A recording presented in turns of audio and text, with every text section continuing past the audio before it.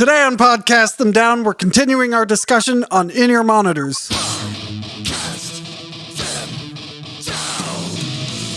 Welcome to Podcast Them Down.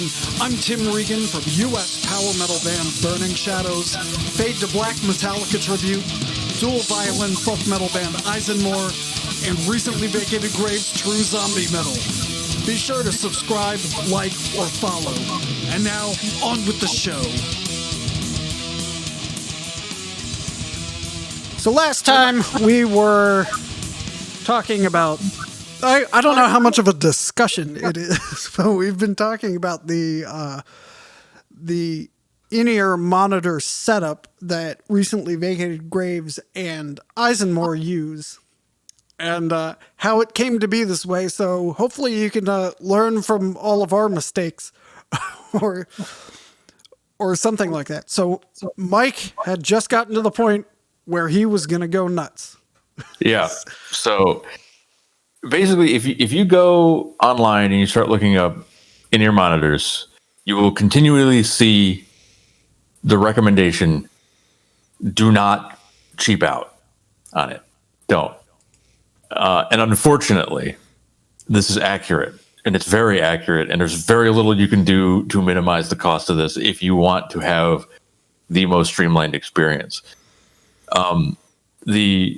You can skimp, but you have to plan. You have to be very cognizant of what it is that you're losing in the process. So let me. I'll walk through. Oh yeah, we still need to address the udon analogy from the last episode. Oh yeah, that's a good unresolved plot. Yeah, yeah. So plot points. Okay, so for the novelization of there's a grand plan here. We're gonna do the podcast, then we're gonna novelize it, and then get that made into a movie, and then release like a Cimmerillion type. Type thing. Yeah, and my kids will put out terrible compilations of my notes, and this.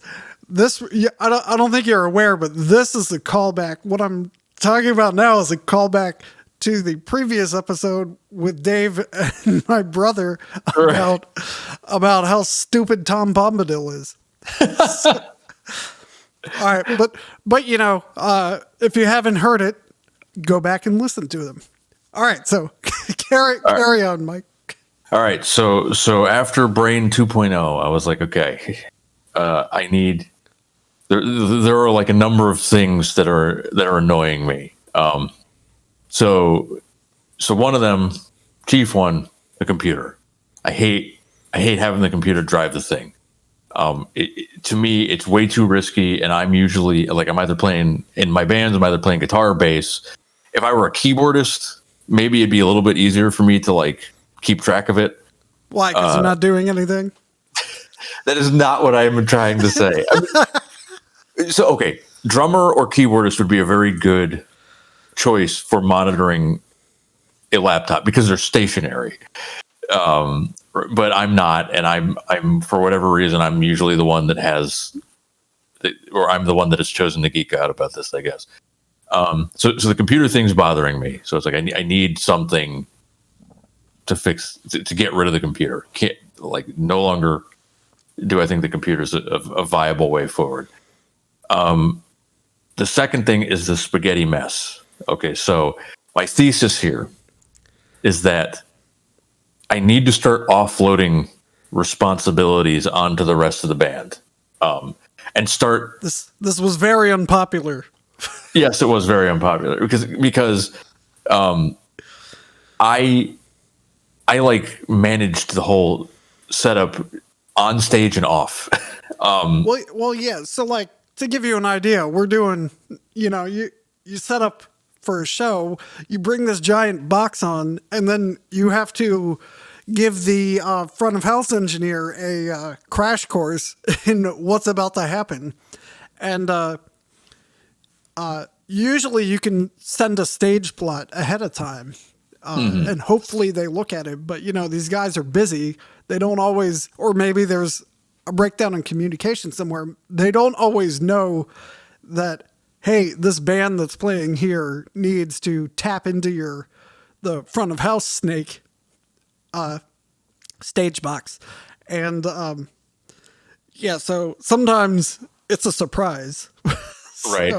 So in addition to setting up your bass stuff and your microphone stuff and getting your situation situated, you also have to be going, all right, line 1 is the kick drum, line 2 is the snare drum, you know, and you have to go through all that so they wire it in correctly, and so they can mix it for the PA.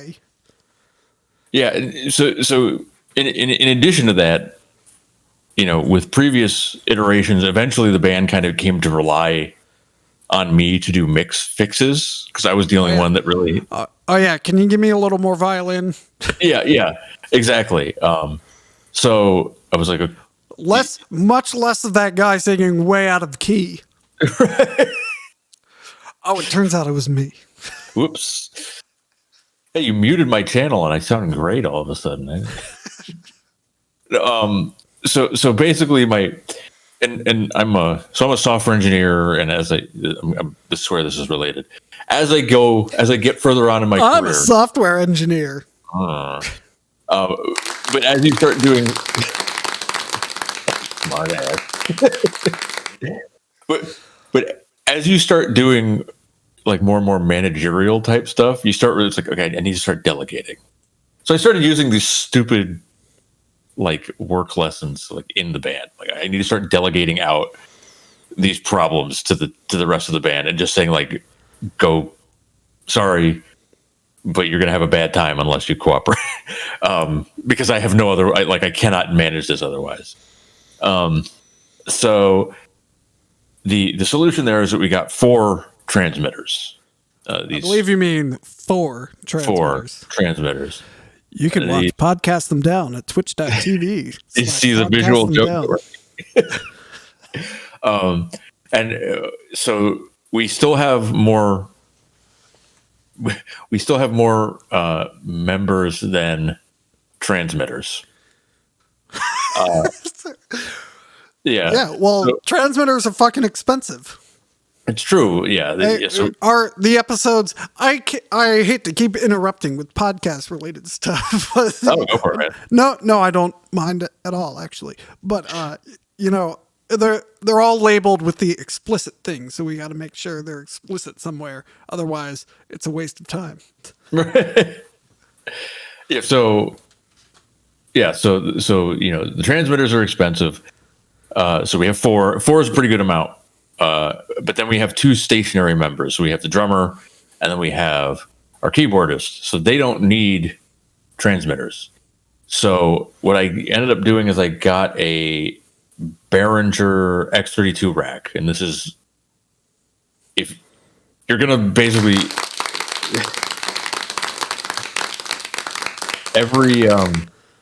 every in-ear monitoring setup recommendation you'll ever see everywhere is basically just going to recommend you the X32 rack. I also highly applaud this. This was game changing. I love the X32. Yeah, it's fantastic, and everybody talks shit on Behringer, but the X32 rack is a solid piece of equipment. Yeah, it turns out all Behringer's problem was they needed to buy a company that made a great product. The X32 is amazing. I've looked. It's the only problem I have with it is that it's 3U tall, and I'll get into that in a moment. But it has all the ins and outs that we need. It has 16 ins and 8 outs. No, it has more than that actually, right? I think you might be able to get 10 outs out of it. I don't quite remember, but basically, Mike, why is it called the X32 if there's only 16 ins? Does it support more than 32 channels? It does, but you need like the extension hardware. That's why. I have one of the extension snakes that no longer has a purpose for me because of the way we're doing things now. But I'll take it off your hands for free. No, I don't know about that. How about I just wear a shirt that says "Thanks, Mike," and I'll wear, drummers who get sponsorships have to wear a Zildjian shirt or whatever. Oh, I'll just wear a so Mike I'm your shirt. sponsor. It'll just say Mike. I think that's perfect. Yeah, that'll really get me the exposure I need to build my business of giving shit away. Well, as we know, all you need in all any artist needs in payment is exposure. It's true. That's all you need. Yeah, so I actually, thinking about this, I forgot that this has gone through a few iterations as well. Yeah, you did gloss over before the X32. There was a certain piece of hardware you forgot about. And if you're not remembering the Crest Audio. Oh, God. The giant physical mixer. Oh, fuck. I forgot. Yeah, you forget about that one? Jesus, yeah, so... And the reason I bring it up is because I know where it is. Yeah. It is no longer working for Fade to Black, right? It was, right. And then it was. It was briefly, but then Fade to Black got an X32 as well after I saw how great it worked for ISENMOR. And Zach from Fade to Black, I believe, independently said, check this out. This would be good to run in-ear monitors off of. And I was like, I know all about this. That's right. But the Crest Audio, so it was a giant mixer, hardware mixer with it was like a dozen rows of knobs. And I believe it had faders as well. And just a fucking rat's nest of cables inside. Because you had something like 18 inputs and 8 outputs. It was and it was all analog. It's not bad at all, actually. The issues with the Crest are weight. I had some issues sort of unrelated to the product. I bought it from somebody stupid on eBay, which was a mistake. And had to get it repaired. Well, then after Fade to Black bought it off you, we had constant level drift problems, and I think that's just age, right? And no one wanted to go through and spray deoxit on 700 knobs and faders, so we retired it. I believe it's just sitting there. I told Zach it can be sold and we can use that money for something else, but I don't think there's a market for a 2-ton brick for mixing. And I don't even know how much you'd get for something like that these days, because everyone I know who has switched to digital mixers it's like, where has this been all my life? I love, no sound guy wants to go back to non-digital mixers. Just it's nice to be able to do all the faders and stuff, but no one wants to lug around that mass of metal. Hey, Burning Shadows album title, Massive Metal. Massive Metal. It sounds like a Dream Evil album title, actually. It does. Or perhaps that band that I can't Freedom think Call? of their name right now, and then you're going to start talking and I'll remember it. Freedom Call? No. It's a band that sounds... I had another episode idea, but it's one of those bands that sound like they only bought one album ever. Right. And then that's the sound they are. Like how Primal Fear sounds like the only thing they've ever listened to is Painkiller by Judas Priest. It's one of those bands. Anyway, that's enough of that tangent. So no. The Crest was like an interim solution, and I actually got that because I saw a Devin Townsend tour blog where they were using a Crest for their in-ears, and I was like, oh, okay, that sounds like. And I started becoming afraid of digital because of my reticence to use the computer. So I chose that, and it turned out to be a terrible choice. Not because I necessarily think the hardware is bad. It just, whatever I had wasn't the right. It was old and it was fucked up by previous use, and there you go. So we went to the X32. Savage Messiah is the band I was thinking of. All right, go ahead.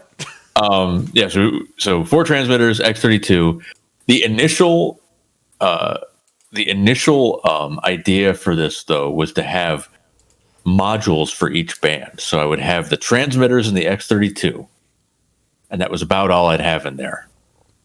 And then I would have little other racks that I would connect via like the S16. And the S16 is it's a digital snake for the X32. so it gives you more channels. Yeah. So, but the idea being that you wouldn't use almost any of the inputs in the X32 rack. I would just plug in different S16s.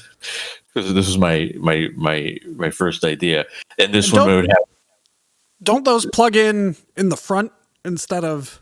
Because the X32, you got to plug everything in the back. This is an X32 rack, by the way. I want to head off the comments. Actually, the X32 is a desktop mixer.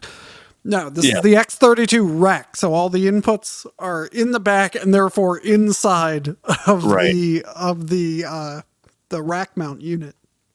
Yeah. So, So you're totally right. The X16 is all in the front. The X32 is all in the back. But we had the general idea was that I would have this rack with the S16 and then some routing to have like our amp sims and anything else we need just plugged into the S16 so that I could be like, here's RVG, plop, here's my RVG rack, and just plug it into the X32. I was like, oh, here's ISENMOR, I need much less, plop, here's just like some, I don't even know vocal processors. I don't know what my idea for ISENMOR was going to be, I think. Vocal processors is an RVG thing. Yeah. So eventually this got complicated as well, because of like I would need to find multiple power outlets on different parts of the stage for these things, and then I would have to like you might have to debug problems like, oh shit, it's not working over at that rack, I got to go over there. Or it's like, oh, it's not working over at that rack, I got to go over there. So I remember you and I, Tim, had a bunch of discussions at some point where I was like, okay, I'm just going to have to force everybody to get their own preamps, their own on-stage sound, whether that be amp sims or violin preamps or whatever. I can't handle the band-in-a-box shit anymore. I can't do it. It's not possible. So the band is no longer in the box. No, the band has been strewn about the stage as it should be. Right. Because what it turns out is that at the end of the day, you cannot get away from doing that. Like, you must. Everybody's going to need a pedal board. Everybody's going to need to set up keyboards and drums and all this shit. You need to set up your spot on stage. Adding in a preamp to your pedal board or adding in an amp sim or splits or whatever. It's like, I basically decided I'm going to offload the idea of the band in the box to the band members because I can't take it on anymore. It's like getting too complicated for me. I'm glossing over a few things where we had a headphone amp for a while that was meant for stationary use. So we'd have like our extra stationary mixes just going to the headphone amp, and then people could plug into the front. But you don't need that, and so I sort of kicked that away and said, okay, we've got to do this a different way. So we started using the Ultranet mixer for Dave. So that's just like, a P16 mixer for Dave, which is basically like you can configure the X32 to just assign various channels on the X32 to this personal mixer protocol that they have. And it's basically, there are other versions of this that I think are a little bit more legit, but it works well for Dave.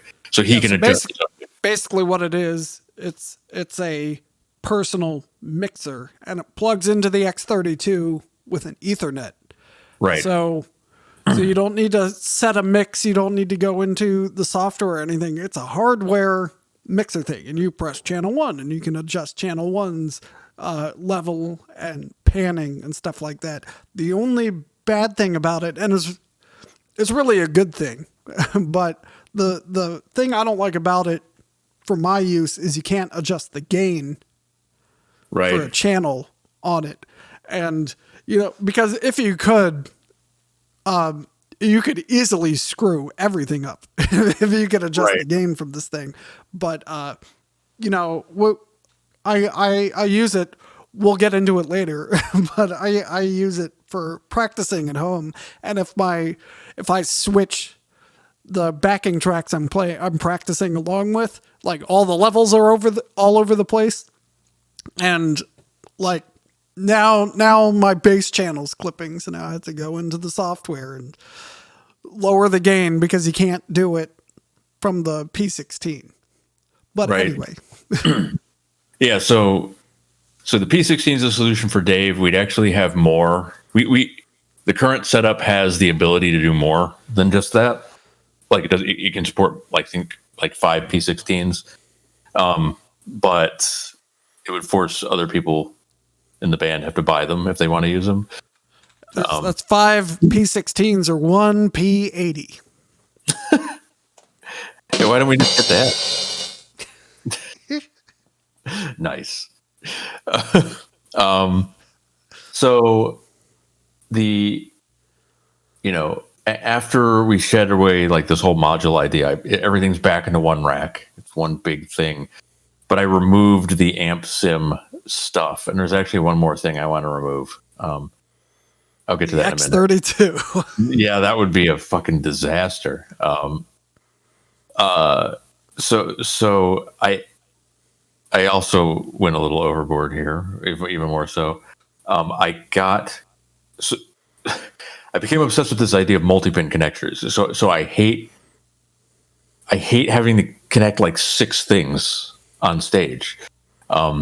It's just like a recipe for failure in my mind. This is something that is going to go wrong.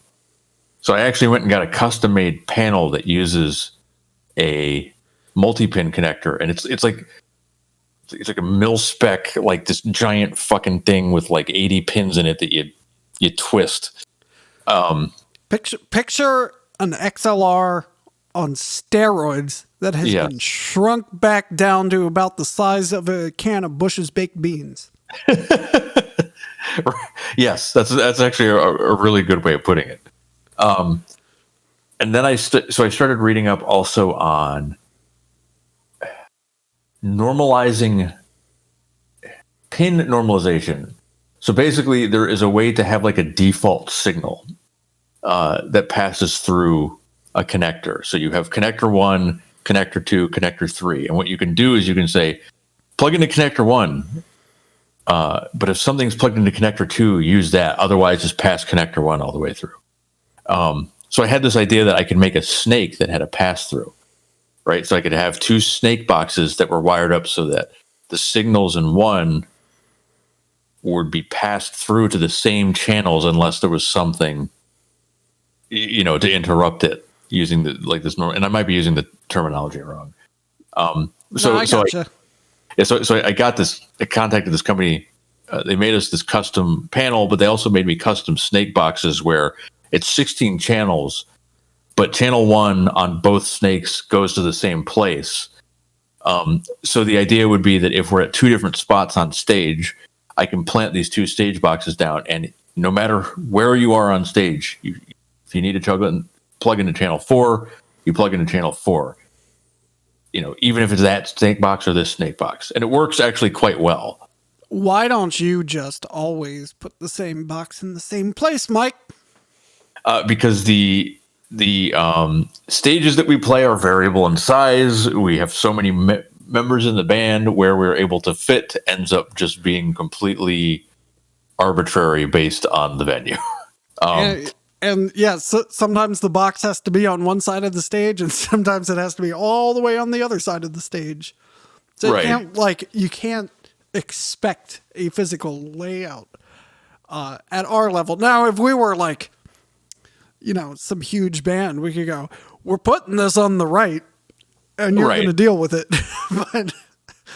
but I think even if we could do that, you'd be too polite too, anyway. Yeah, probably. But so these stage boxes are how we get our signals to the in-ear box. But actually, I just realized something that I'm kind of glossing over is the splits, and they're very important. So I very much am opposed to trying to use the splits, like any outputs from the X32, at least in so much as that as we can control, for our regular sound. So for guitars, Right. for mics. You want to split everything before it goes into. You want to split everything off for front of house so they can have unaltered, ungained Right. signals before it goes into the X32 to be mixed and routed for in-ear monitors. Right. Yeah, exactly. And so this company, I should plug them because I actually thought they were really cool. I think it was. Hold up. Let me look them up while I'm doing this so I don't like tell you the wrong. Okay, go ahead.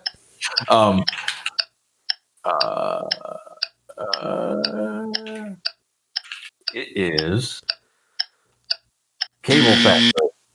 Oh man, Say it again. I stepped on it. Cable Factory. They're from Canada. They did a really good job for us. Oh yeah, Yeah. So that's more Minnesota than Canada. I mean, I don't know that they know. I don't Here's know your that, cables. Sorry. but I went back and forth with them, inspected out, and we cleared up any misunderstandings because they were. I think at first when I described them, I have a 3-way splitter, and I described the splitter, and they were like, "That's a terrible idea," because I wanted them to put those DB25 connectors on it, and I was like, I didn't quite understand, and then I kind of insisted on it, and then they spec'd it out, and I realized they had put it on the front, and I was like, no wonder they thought it was a terrible idea because putting a DB25 connector on the front is a terrible idea. So then they flipped it around to the back, and they were like, I see. Now, the DB25 connector, is that the one we talked about in the other episode that looks like an old printer cable? Yes. So that's before USB. right. So that's just a way of basically the splitter is a 3-way split, and you can plug in multiple DB25 connectors in it to get 8 channels of splits or 8 channels of audio split.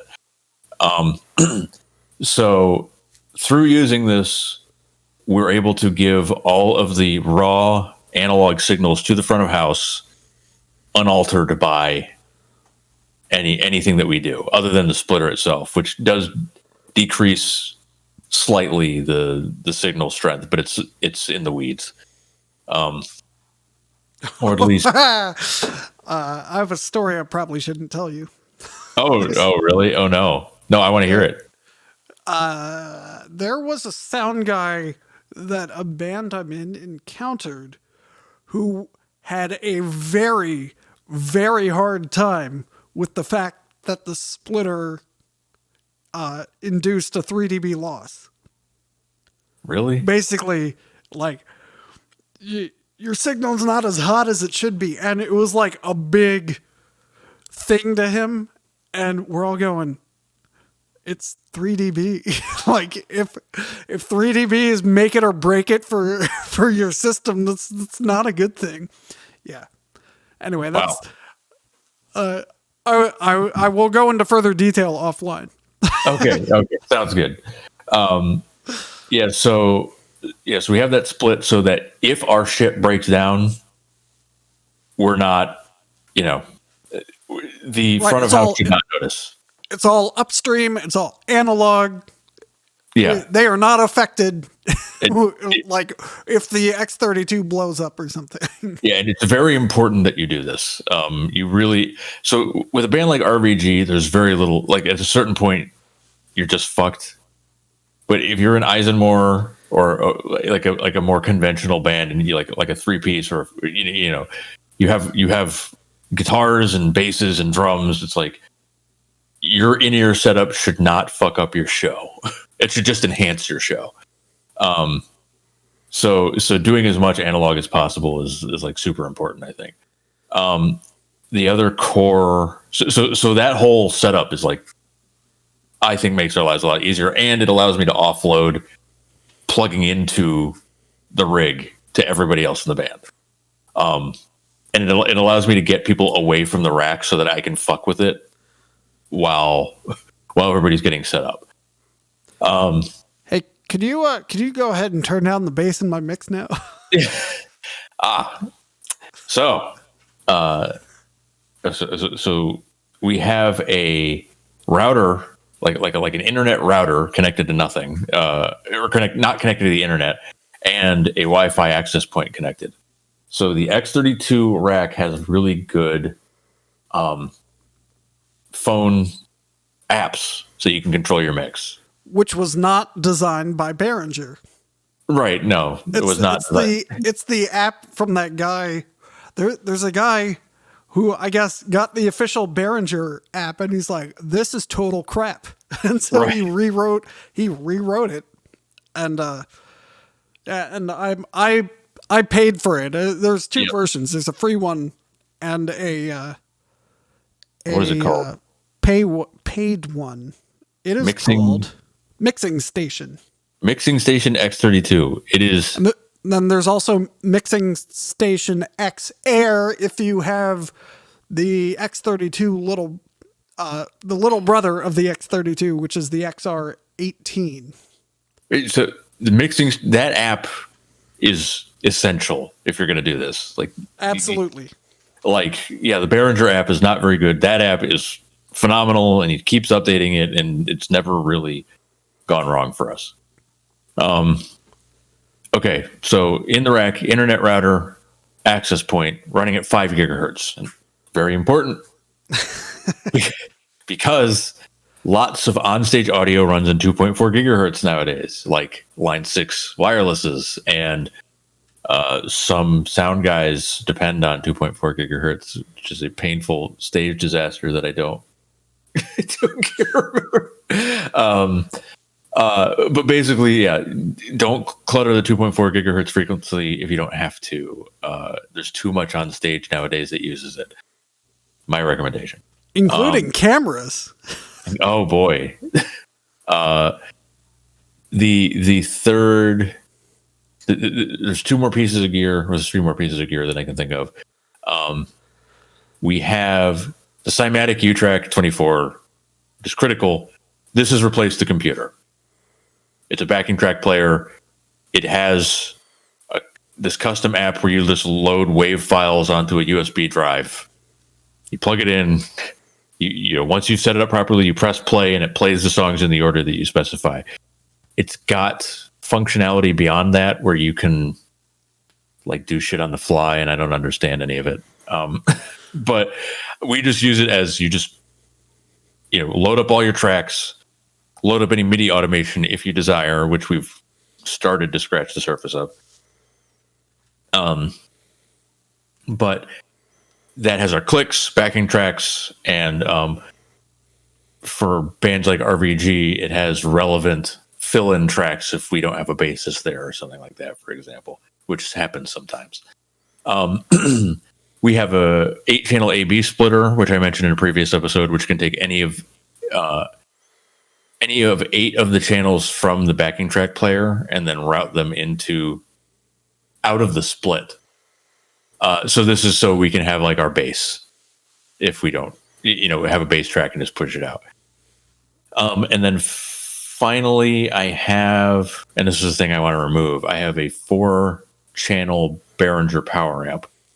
So the idea there, it's the last bit of the band in the box, isn't it? Yes, exactly. It was like, we'll still have this so people don't have to bring their own amps, and everybody brings their own amps anyway. So it's like, well, this is fucking pointless. It's taken up 2U in this whole space. I don't need it.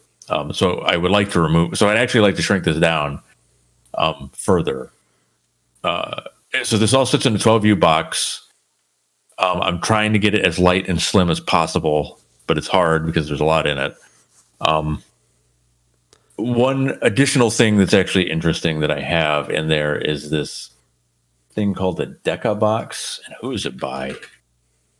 It's an interesting. Oh no, there's apparently Deca box apparently means more than one thing. Okay, Response box sells this Decca box, and it is a MIDI to DMX bridge. So hypothetically, you can use MIDI to run a light show. The Utrack 24 supports MIDI automation. So hypothetically, I should be able to just take any song that we have pre-programmed in the Utrack 24, push it out to the Decca box, and then have a light show run off of it. There you go. This is more applicable to RVG, which has light shows. Right. But that was it sort of doesn't apply to the isolated intention of the in-ear box. I'm getting into like separation of concerns now, which is kind of silly. But it sort of does apply after all the thinking I've done about it. But it's still, it works because this is where the backing track player sits. It just makes the most sense to do it. But yeah, is there anything else you can think of with the rack as it is now? I do have a few comments. Well, go for it. Yeah. Well, first of all, DMX is how all lighting is done now. Oh, so yes. It's like it says, turn these lights red, turn these blue, make these blink, make the movable guy move around. You know, that's right. What DMX is. And the app, if you don't mind me going back to the app. So go for it. Everyone, what you do is you connect your phone to the Wi-Fi, and it is connected to the X32, and then you load up the app, and now you can control the entire X32. You don't have to use the tiny screen on the front of it, and you can adjust all the separate in-ear mixes. And more importantly, you can adjust everyone else's mixes. So, you know, if Mike's pissing me off, I can just, I can just fuck with his mix. Sure. Take that. But there is an added benefit to doing this entire thing, and that's you can get a multi-track recording of everything going into the X32. And I phrase it that way because you probably don't need drums for in-ear monitors, because drummers are usually very loud, and you can just kind of turn down your level and hear the drums just fine. But if you want a proper multi-track recording, now you have to deal with miking the drums. And so any of the live ISENMOR stuff you've heard is I had to hurriedly mic all the drums. And so Fade to Black also uses a very similar setup without a lot of the bells and whistles. But yeah, Zach has all of the drums always mic'd already for consistency. So that way, venue to venue, they were always using the same mics. So we got a consistent sound, because otherwise you're relying on the venue's mics, which even if they're good, they're going to be different venue to venue. So it's very easy to get a good multi-track recording of Fade to Black because literally everything's already plugged in. Right. Yeah, and I think I believe there was one extra thing. The one detail that we kind of glossed over is microphones. You want to split them. Oh yeah. Yeah. So, because you don't want to be using, so you got to split the mic signal somewhere. And if you suddenly say, "Oh, hey, the center stage mic is now getting split over there by the brain," no one wants to. That's unnecessary. An unnecessary burden on the sound guy, especially when you're doing it to 4 microphones. Right. Yeah, so we got a bunch of splitter boxes for the microphones. It's just literally, it's like a passive box. It's not powered. So you just bring it, you plug, you take the signal from stage and basically plug it into the direct out of the splitter box. And then you have a little 6-foot cable going right into your mic. And then you can take the additional cable or the additional output of the splitter box and plug it into your in-ear setup. So we split those on stage. We don't split them at the box. And I don't know that I would recommend doing it any other way. I've read, I found some forum posts of this band, King's Crow, I think. Oh, shit. I'm sorry. They toured with King's Crow. I can't. Oh, no. I have to look this up because their name is awesome. I remember now. They toured with King's Crow. Take your time. Okay. They are called. That was fast. No. It was like, is it like Infinite Sonic Destruction or something like that? What is it? Couldn't possibly be infinite. Imminent Sonic Destruction. Okay. Imminent Sonic Destruction. So they do a lot of really tight vocal harmonies on stage, and I actually found forum posts from the band, and I didn't when I was just looking up like the best ways to split vocals, and they did the same thing. So they just had splitter boxes plugged in on stage, in-ear rig, listen to themselves. But they do very, very delicate. I don't want to say delicate because they kind of kick more ass than that. But like their vocal harmonies are like they're no joke. They're difficult. And this is the way that they went around it. To my mind, that's the best way because you if you have a sound guy that knows what they're doing, they won't tend to care. If you don't, you can just kind of do it and they won't notice. And it's a little bit less hairy for them connectivity wise. You're not saying like, hey, can I take your mic cable that you already have set up and just like run it over to this box and just trust me? No, it's not something that you want to be doing. Yeah. So yeah, that was I think that's most of it. To get back to the gear, the onstage gear thing, we more or less found out that the band in the box thing is neat, but it doesn't really work, at least not for us. There's two, and you'll see bands gigging that way. I think, was it Stargate? What was that one band that we opened for? Was it Starfall? Was that their name? I don't know. I'm sorry, I can't remember their name. But they had a band in the box set up. I'm pretty sure it was Star something. Star Killer, Stargazer. Am I thinking of Star Wars when I say Star Killer? Well, it's not in my. Yeah. It's not in my library here. But Starkill. Yes. Okay. They had a band in a box set up, and they sounded great. But if you never need to change effects, like if you don't need a floor pedal, then band in the box is like it's a good way to go. But the second you need to be able to control things, that's when stuff starts to get hairy with band in the box, because now you have to control your amp sim, which is over there, right.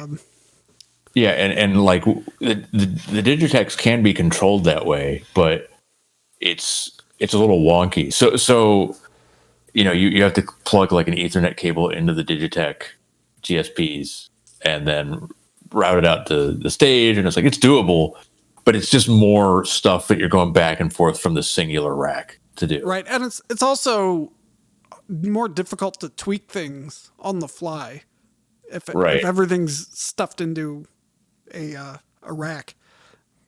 Yeah, so in my opinion. Yeah, no, I agree. So once you get to at least like a 6-member band size, well, actually, no, I would just say in general, just everybody gets their own preamps. If you want to bring your own amp, fine, and just get like a load box splitter sort of thing. Load box isn't quite right, but there's like an amp emulator or a cab emulator that you can hook in to like your effects loop. A load box is, Yeah. I believe it's what you can plug into an amp head, so you Right. don't have to plug it into a cabinet. Right. You put a load on the output. But you still want so that's not the right thing for this. But you can get an amp emulator for the it goes into your effects loop that it'll basically cab sim your signal and then Yeah, you know. that whole thing is for the amp sim episode. Right. But suffice it to say that the guitar signal for guitars and probably bass, what you want going in your in-ears needs to be cab simmed if you're using an amp sim. If Right. you're using just a half stack with a mic stuck on it, that's different. You can just plug that straight into your in-ears. But if you're using an amp sim, you need to cab sim it. And the preview for the amp sim episode is what if you need an amp sim signal and a cab sim that is hard to say, a cab simmed signal and one that doesn't have the cabinet simulation on it, Right. which is an issue we are still sort of addressing. It's not trivial. Yeah, but if you're getting rid of the 4-channel amp, I think it's actually a non-issue. But Right. Yeah. I mean, because what it turns out is like if you need any sort of onstage control, you might as well just everybody just brings their own cabs and power amps, and then you just say like, look, if you want to hear yourself, plug into this. Otherwise, good luck. Right. but you don't need to hear yourself because you got in-ear monitors. Yeah. But I highly recommend. It's like if you're going to be building something like this, like think about the band in the box thing. If you have a small band, I know there is or was. I think they're still around. Perihelion did a band in a box thing for a while, and they're just like fucking ridiculous. But the last time I saw them, they were 3 or 4 folks. So there's kind of like less to fuck with when you get to like 6 people or 7 people like we are. Is Perihelion the one Yes. from Baltimore? Yeah, they're the tech death band, and they're like Not the one from Hungary? no, not the one. No, Perihilion's one of those bands that you watch play, and you're like, why do I even bother playing my instrument? You know what I mean? This says they're active. Their last release was a single in 2016. Okay, they are extremely good. They make you feel really bad about playing your instrument that bad. You're just like, God, why? What am I doing with my life? Why am I even bothering? You're here to design and redesign in-ear rigs, apparently. Yeah, apparently. That's it. So yeah. So as far as what I'd love to do in the future, yeah, getting rid of the power amp is probably a worthwhile thing to do, because then I could slim down the box. Right now, it's in a 12U box. I could slim it down to 10U. That would be preferable. Right now, I can't like get it into my car, so I have to borrow my wife's car to get the in-ear box anywhere, which is.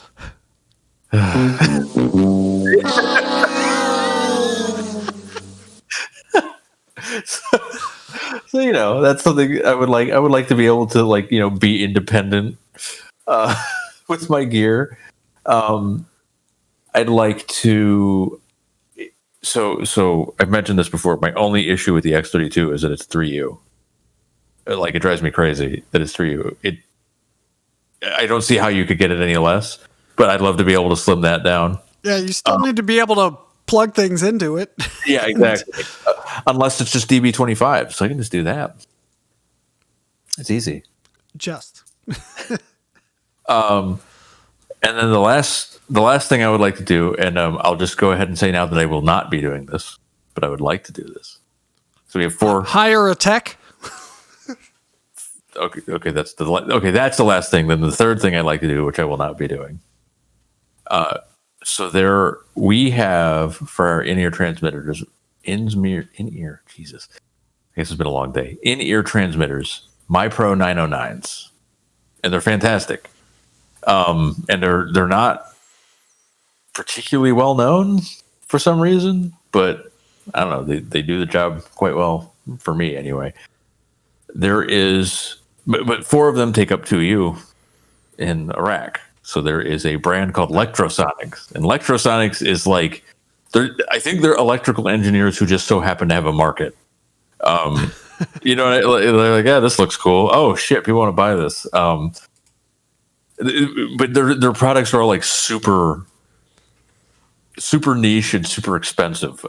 So they have an in-ear monitoring system called the Duet, and you can get 2 stereo signals over from one transmitter with these. So basically, you could have 4 mixes from 1U. You can tell they're electrical engineers because they're not very good with numbers. No. So you can have 4. Wait, they're called Duet. Right. It's called a Duet, and you can have 4 channels over one. No, math doesn't work. See, electrical engineers like to use Greek letters, you know, and like take things to infinity. You know, they're rusty with concrete numbers. Well, it makes sense if Duet is a Duet 2 stereo mixes. That works for one transmitter. I guess. That's not too bad. But that's if I could basically slim down, so I get rid of the 2U thing, which is or the power amp, which is very easy to do. I get rid of the I shrink down the in-ear monitors. The Electrosonic shit, by the way, I think I price it out. It would be like $10,000. Oh my god! So it's like, yeah, this is not gonna happen. It's funny because like I initially was like, you know, that's not terrible. Like I was looking at the prices. I was like, yeah, this is, you know. All right, how many shows is that going to take to pay for itself? Infinite, because we never make money. Well, you know, maybe if we just had one show where we have a guarantee of $10,000, then we can. Yeah, there we. No, you know, I'm sure there's like a Saudi prince we can get interested. There we go. No, so I was looking at this thing and I was like, I'm looking at the transmitter and it's like, oh, it's $2,000, and I'm like, well, okay, it's more than 2 of the MyPro 909s, but it's not that much more. But then I looked at the body packs because they're not sold with it. And that's where everything gets fucked. They're all like nuclear powered. So the body packs themselves are $1,000 each. Well, if you're multiplexing 4 signals, you're gonna need some pretty serious demultiplexing on the other end of that. So I guess that makes sense. Yeah, it's no joke. It looks like a nice system, but yeah, it's out of reach. Yeah, I think that's about all I have. I don't know anything else. I'm sure I'll come up with more. After I hit stop, we'll come up with more. But yeah, this was way better than my idea for an episode. So thank you, Mike. No problem. All right. Well, thanks for listening. And if you want to know more about in-ear monitors, harass Mike. Thanks for listening to Podcast Them Down. You can find Burning Shadows, ISENMOR, and recently vacated Graves on Bandcamp, as well as Facebook, along with Fade to Black Metallica Tribute and Podcast Them Down itself. Until next time, keep it metal.